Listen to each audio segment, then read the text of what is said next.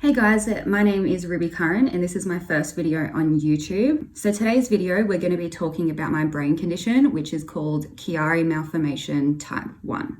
I remember being in class, I think when I was in year 8, and I started to get some really bad headaches, and to the point where everything would start to go black and I would get patches around me. I would get a really strong ringing in my ears. My vision would start to get blurry. Eventually the headache would turn into a migraine so bad that I would often have to put my head forward and lean down on the desk. And I would actually fall asleep in class, which pissed off my teachers a fair bit. Teachers would have to wake me up, and I was kind of known as the student that was always tired, always taking time off school because I would have my migraines and then I would go home. So an advantage for me was I actually lived pretty close to the school, so I could just leave. I ended up getting a sick card where I could actually leave class when I started to feel like I was getting a migraine. The ladies at sick bay got to know me pretty well because I was up there a fair bit. These were kind of the beginning of my symptoms.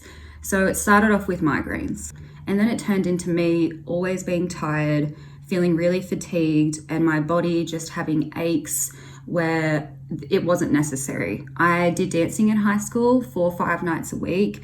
I knew the difference between a pain of exercise and then a pain in your body where it just wasn't explainable. I also went through a stage where I would be dizzy all the time and I would experience vertigo. A lot of the times when I would get up to walk, I would have this feeling like almost a drunk feeling when you get up and like you kind of stumble a little bit, but that would happen to me a lot. On top of that, I would feel really sick all the time, nauseous for no reason. I would eat food and, I would be really hungry, and then afterwards I would just feel really sick. I couldn't explain why. I think people around me thought, she's always tired, she's always feeling sick, she's being over dramatic. So obviously my mum started to notice my symptoms. I live with my mum and my sister, so my mum decided we need to take you to a doctor. I went to my local GP, and when I described all of my symptoms to her, she straight away recommended that I get an MRI, which is a scan on a particular part of your body, and I got mine on my brain. So I had my MRI brain scan and we got the results back pretty quickly. I was called into the doctors and we came in, and basically she explained to me that I have Chiari Malformation Type I. When I got my diagnosis, at first I was shocked, but then I think I wasn't. And in a weird way, I was grateful that I had an answer. I wasn't just feeling these things and these symptoms that were unexplainable, and it wasn't just all in my head like some people may have thought. And even myself at some stages I thought, am I being over dramatic? Is there something actually wrong with me?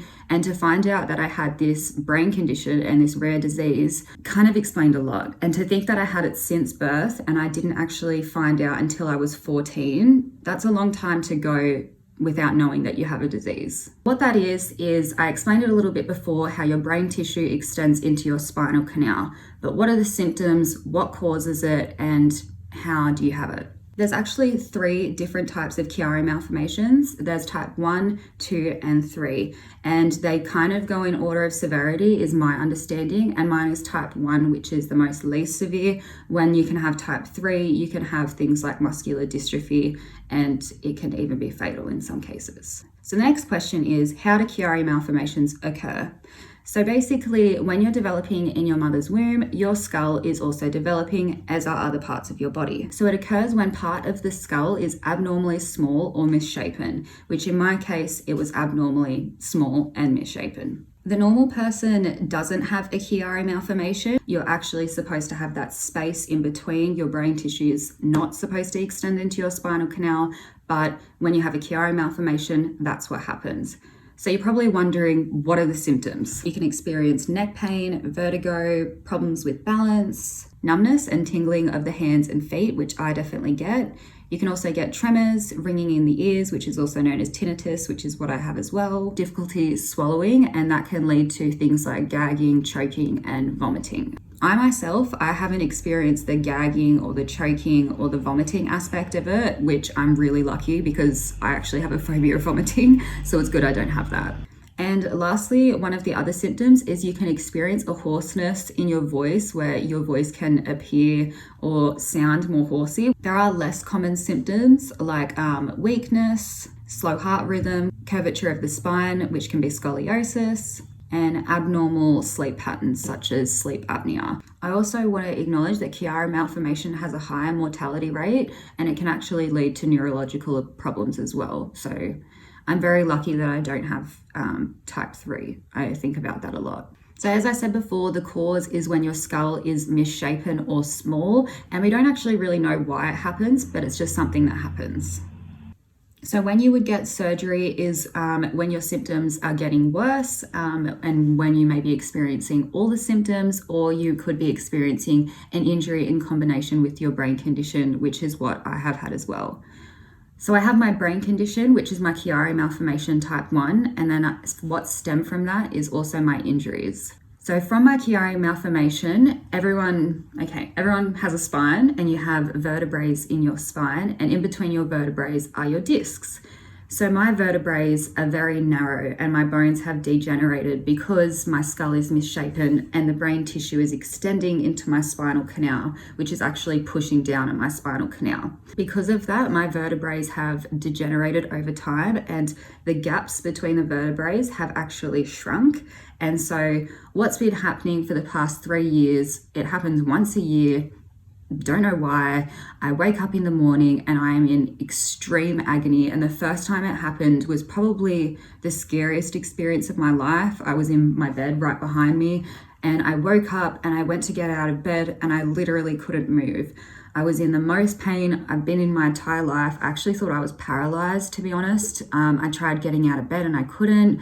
I started crying and screaming out for my mum, and she's at the other end of the house. She came running in and I just said, I can't get up. And she obviously didn't know what was going on. We have to get you in the car. So she called my GP straight away and they said, bring her in. So we went immediately in. Obviously, my mum had to help me out of bed. I was in actual agony. Like the car trip to the GP, probably less than 5 minutes. It's just down the road, and holding my neck up, I felt like it snapped.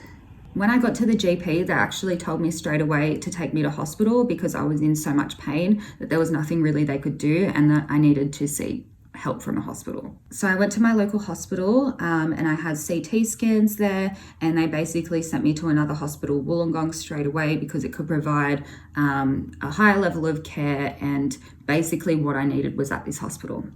So I found out that I actually slipped 2 discs in my spine because of my vertebrae being so close together. What had actually happened is my disc had actually slipped out because the gaps were so small. I don't know how, but I did something that made them slip out, and you'll find out in my healing why they couldn't go fully back in. So I slipped my 2 discs out. I was given amazing pain medication. Thank God for it. Thank God for the pain medication. So basically when my disc would slip out for about 8 weeks, I would just be in agony, couldn't really do much. I would have to take time off work and wait for my neck to heal.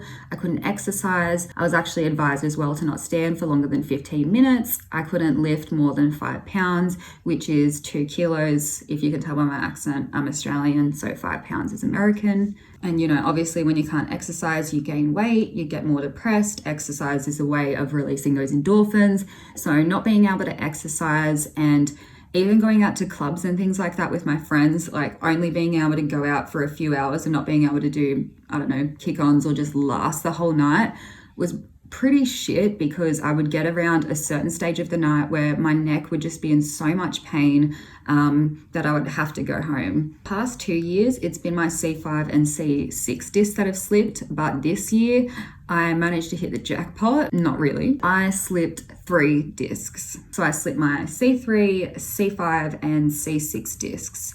And the reason that my disc keeps slipping was, as I mentioned before, my vertebrae had gotten smaller as the bones have degenerated. So when my disc slipped out, we actually worked out by doing MRIs and CT scans that when I healed, the disc would never fully go back in because there wasn't enough space. So the disc would slip out, half heal back in, but they would never fully go back into its pocket, but it would never fully go back in. So it was always half healing and then it would slip again. And in between that time, we tried a lot of different things. I was on endone, Plexia, which is a long-term pain medication.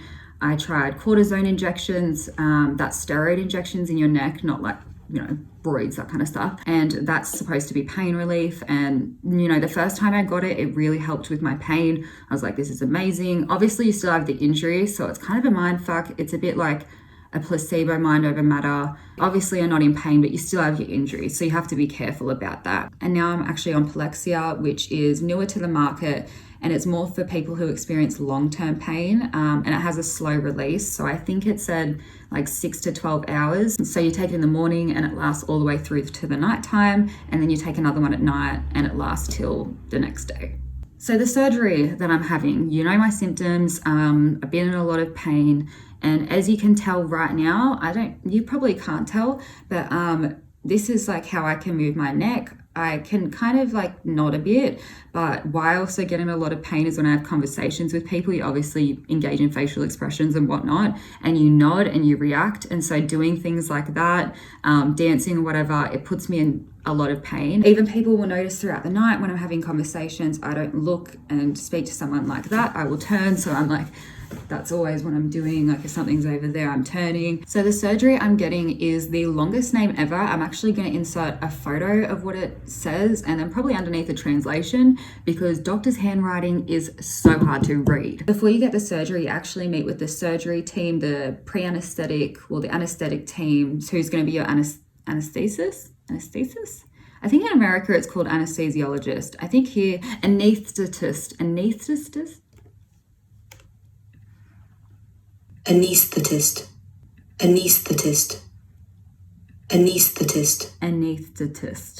Who the fuck decided to call it that? So I met with my pre-surgery team, and basically they described to me the surgery, what they're going to be doing. The surgery itself is called Chiari decompression surgery. The surgery takes around 4 to 6 hours. You're obviously under anesthetic while they do the surgery.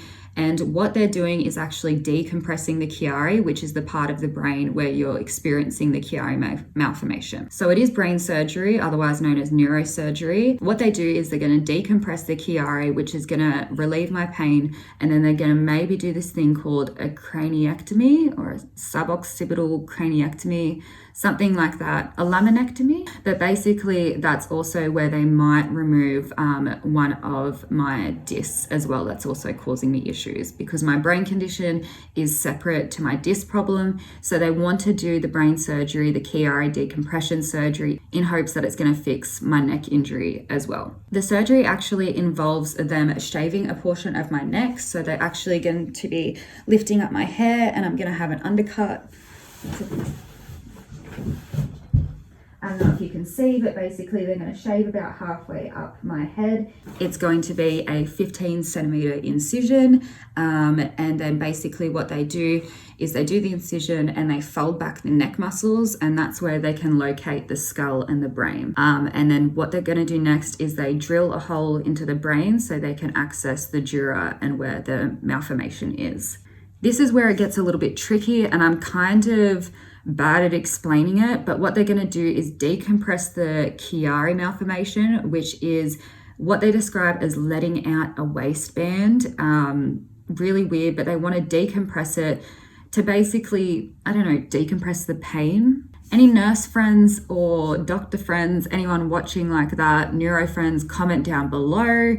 But yes, the decompression surgery. So they're going to go in, they're going to decompress, they're going to look at my disc, see if that needs removing. So yeah, basically the surgery, the anesthetist told me that it's going to be a painful and traumatic surgery, and the nurses do have some experience with this surgery, but not a lot. So they actually have prepped the nurses on the ward, warning them that it is going to be a painful and traumatic surgery for myself, and the surgery team knows this as well. For the first 3 days that I'm in hospital after my surgery, I'm going to most likely be in the ICU. It could be 2 days, but it will most likely be 3, and I'll be in the highly dependent ICU, which is the independent care unit. Once I'm well enough, then I will move to the general ward where I'll be monitored for another couple of days, and if I'm okay, then I will go home. So the risks to the surgery. The risks are probably the things that scare me the most about this surgery is that not only will I have a massive incision in the back of my neck, but I already can't turn my neck now, but I will literally not be allowed to turn my neck at all. They warned me that if I rip this incision, so normally if you get stitches or an incision of some kind, you rip that, there's blood behind that, blood's going to come out.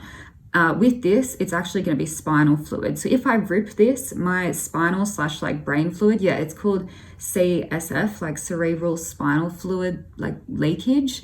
You can experience, but yeah, so if I rip that, spinal fluid is what's going to be coming out of my incision. The reason they keep you in the ICU as well is because there's risks of brain infections, having epileptic fits, brain damage, and so they actually are going to be waking me up every hour to ask me my name, what year it is, where I am, like just general kind of questions, just to make sure I'm not experiencing a brain infection. On top of that, my vision's also going to be blurry for the first 3 days. 2 to 3 days, they said I most likely will not be able to read, see very well, and I'm not going to want to go on my phone. I won't really even be able to hold up my phone. So the doctor described to me that the neck muscles there folding back actually control movement, like your neck movement, things like that, but also nausea. So most likely after the surgery, I may feel sick, I may vomit, and that's quite normal, which I'm not looking forward to. I hate vomit.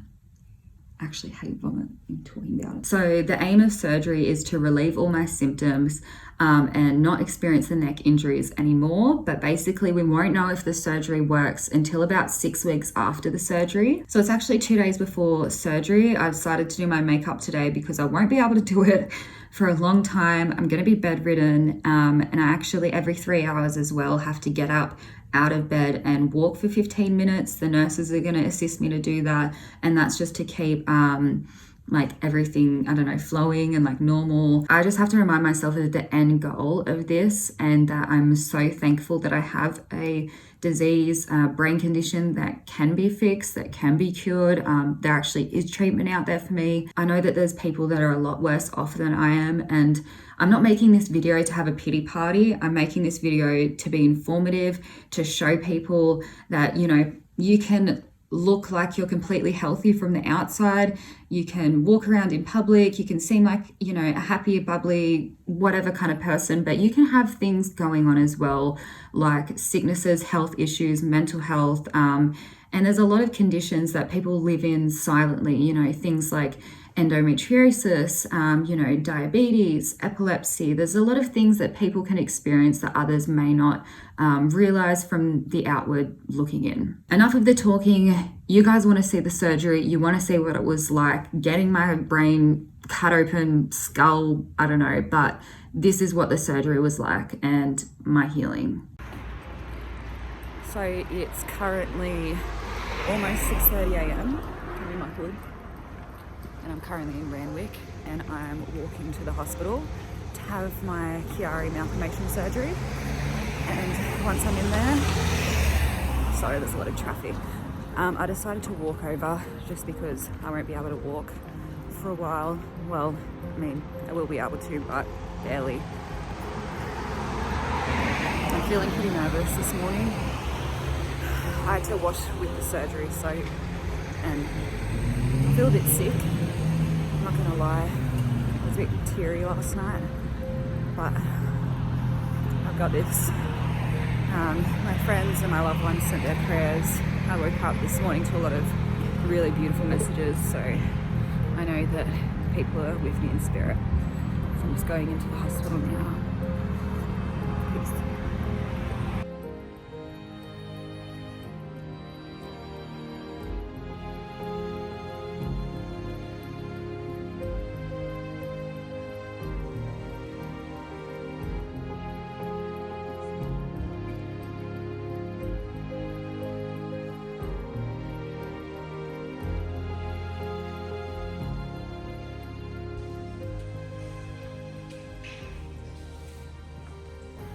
So I'm now in the hospital. We are on our way to my neurosurgery appointment. And this is the appointment where we meet with the neurosurgery team. Is that what we're doing? Admissions. And this is where we're going. Okay, now. Hey guys, so I don't know if you can see, but I'm currently in the hospital and I'm here for my pre-surgery anesthetic meeting. So this is actually where I'm going to meet with the surgeons, and we're going to actually be discussing what I'm doing. So yeah, hopefully you guys can come in with me, but I'm not sure if you'll actually be able to. Yeah, we're just about to be going into the admissions now, and yeah, hopefully I'll be able to bring you.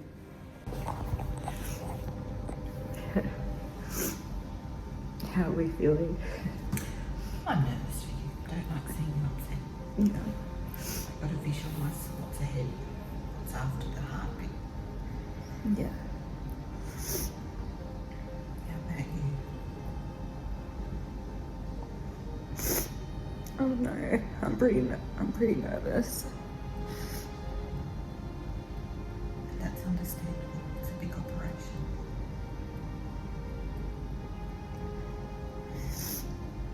I think why you're doing it, why the decision's been made to do it, how much pain you're in daily, how restrictive it's been, how much time of work you've had to do, haven't been able to do what you wanted to do. I'm scared of like when I wake up feeling sick, or like what if I'm like aware during surgery or You something? won't be aware during surgery. Absolutely, 100% will not be aware. Okay? Medicines are amazing. You'll be fast asleep. Okay? You have your right nana, your nana.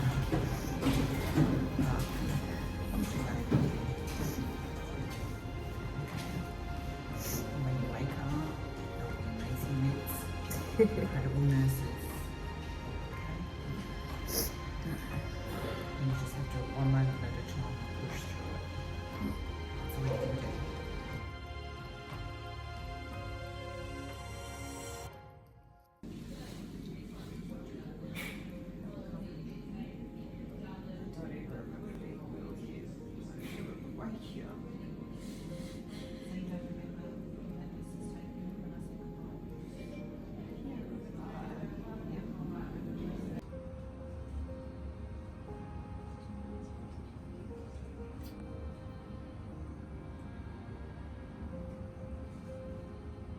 The medication they gave me for nausea.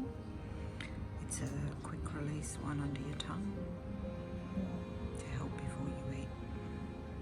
That's what I've got, and they want me to get up and walk soon. Yeah, they've given you extra quick release plexi they're about to give you.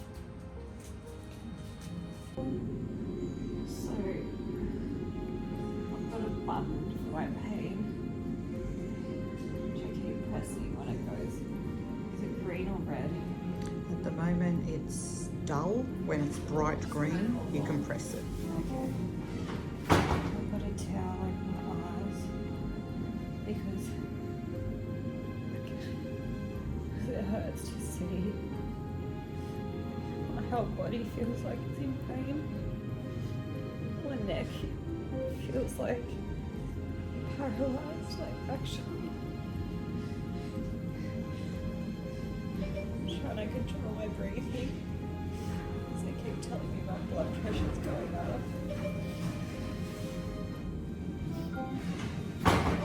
This is by far the worst pain I've ever felt in my life. Relief, what we gave you, is it getting better or is it just the same? It's the same. It feels getting worse. And is it a throbbing pain or okay. It's like disgusting. It's like jolty. Dalby?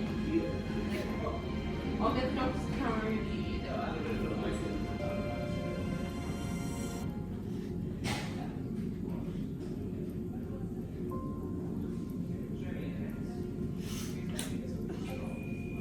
It's so hard. Of your withdrawals as well. Okay? So trying to manage your pain because you've been on plexi for so long. I can't stop. It hurts so bad. Okay. It feels like the back of my skull has just been like ripped open. Well, it has, my love. Take those deep breaths. I can see on the monitor your pain's gone up, so Deep breathe through your nose tube too if you can. Right, so she's getting the doctors to come up and review it now and see what other pain meds are taken up, actually other than get you to sleep.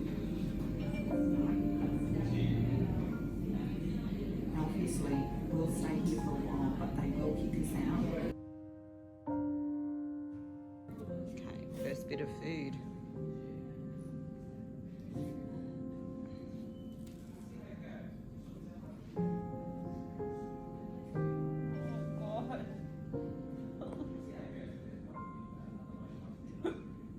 Does chewing hurt? Okay. Take yeah. So little bites.